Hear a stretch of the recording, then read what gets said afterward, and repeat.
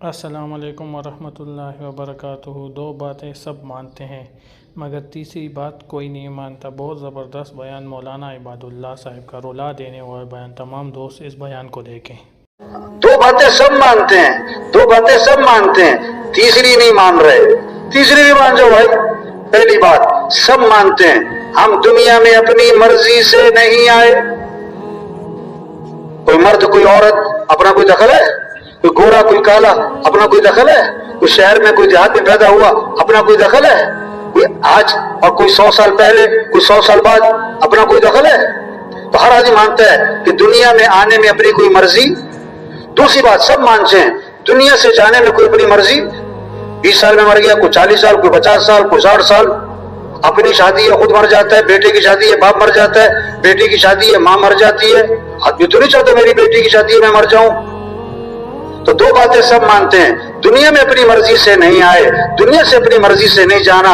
او میرے بھائی اس بات کو بھی مان جا کہ درمیان کی زندگی بھی اپنی مرضی سے نہیں گزارنے۔ درمیان کی زندگی اپنی مرضی سے، لوگ کہتے ہیں میری مرضی، تیرا باپ مرا تیری مرضی، تیری ماں مری تیری مرضی، تیرے پیٹ میں درد ہوا تیری مرضی، تیری بیوی بیمار تیری مرضی، تیرا بچہ بیمار تیری مرضی۔ کیا مرضی؟ کوئی کسی کی مرضی نہیں۔ مرضی کس کی چلتی ہے؟ اللہ کی۔ ہاں اچھا، دو باتیں اور لوگ سب مانتے ہیں، تیسری مانو کیا؟ یہ کائنات کا نظام کون چلا رہا ہے؟ ہوائیں کون چلا رہا ہے؟ گرمی کون لا رہا ہے؟ سردی کون لا رہا ہے؟ بارش کون لا رہا ہے؟ دن کون لا رہا ہے؟ رات کون لا رہا ہے؟ کوئی نہیں کہتا کہ حکومتیں ہوائیں چلاتی ہیں، حکومت کو چاہیے کہ ملک سے گرمی ختم کرے۔ کوئی مطالبہ کرتا ہے؟ ہم حکومت میں آ کر ملک سے سردی کم کر دیں گے، ہم دن بڑے کر دیں گے۔ بھئی یہ سب مانتے ہیں کہ یہ کس کا نظام ہے؟ ہاں سب مانتے ہیں یہ باہر کا نظام کون چلا رہا ہے؟ اللہ۔ دوسری بات سب مانتے ہیں اندر کا نظام کون چلا رہا ہے؟ دل کو کون چلا رہا ہے؟ جگر کون چلا رہا ہے؟ رگیں ہڈیاں جوڑ پٹھے پتا پھیپھڑا کون چلا رہا ہے؟ سب مانتے ہیں۔ کوئی نہیں کہتا کہ حکومت سے میرا دل چل رہا ہے، ڈاکٹر جو ہے میرا جگر چلا رہا ہے، پیسے جو ہے میرا جو ہے میدا کام کر رہا ہے۔ یہ تو اللہ کا نظام ہے۔ ہوائیں کون چلاتا ہے؟ اللہ ہی چلاتا ہے۔ تیرے دل کو کون چلاتا ہے؟ اللہ ہی چلاتا ہے۔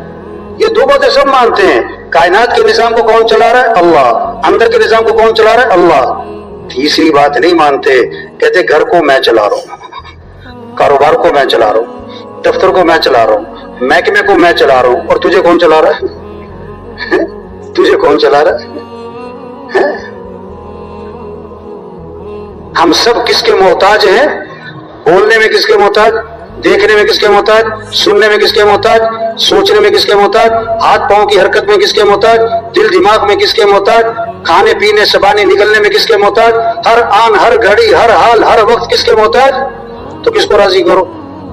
تبلیغ میں یہ محنت ہو رہی کہ اے دنیا کے مالداروں کس کو راضی کر لو، کس سے محبت کر لو؟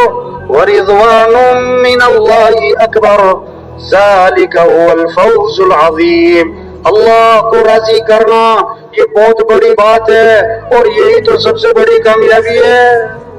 اللہ نے سب سے اونچی شان والے نبی دیے، جن کی شان کو درخت بھی پہچانے، پہاڑ بھی پہچانے۔ حضرت علی رضی اللہ عنہ فرما رہے ہیں میں مکہ مکرمہ میں حضور اکرم صلی اللہ علیہ وسلم کے ساتھ جا رہا تھا، آپ جس درخت کے پاس سے گزرتے اس درخت سے آواز آتی ہے السلام علیکہ یا رسول اللہ۔ آپ جس پہاڑ کے پاس سے گزرتے اس پہاڑ سے آواز آتی ہے السلام علیکہ یا رسول اللہ۔ درخت پہاڑ پہچانے یہ اللہ کے رسول ہیں۔ ایسی شان والے نبی۔ آپ ایک سفر میں تھے، آرام کے لیے ایک جگہ لیٹ گئے، صحابہ بھی مختلف جگہ لیٹ گئے۔ ایک کھجور کا درخت جو اللہ کے نبی جہاں لیٹے ہیں اس سے دور کھڑا تھا، وہ زمین چیرتا ہوا آیا، اللہ کے نبی کے پاس کھڑا ہوا، پھر زمین چیرتا واپس چلا گیا اپنی جگہ پر۔ جب آپ کی آنکھ کھلی صحابہ نے عرض کیا حضور آج ہم نے عجیب معاملہ دیکھا ہے، یہ درخت جو کھجور کا ہے یہ زمین چیرتا ہوا آپ کے پاس آیا، کھڑا ہوا، پھر واپس چلا گیا، یہ کیا ماجرا ہے؟ آپ نے فرمایا میں یہاں سے گزر رہا تھا، اس درخت کو پتہ لگا، اس نے اللہ سے اجازت مانگی، اے اللہ میں تیرے نبی کی زیارت کرنا چاہتا ہوں۔ اللہ نے اجازت دی، وہ آیا زیارت کر کے واپس چلا گیا۔ ایسی شان والے نبی دیے تو کیا کرو، ان نبی کی اتباع کرو۔ تو میرے بھائیوں بزرگوں، جس طرح ہم نے مولانا عباد اللہ صاحب کی یہ ایموشنل بیان سنا، اس سے ہمیں جو اچھی باتیں اخذ ہوتی ہے تو ہمیں اپنے زندگی میں لانا چاہیے اور آخرت کے لیے کچھ کام کرنا چاہیے، اسی میں ہماری بھلائی ہے۔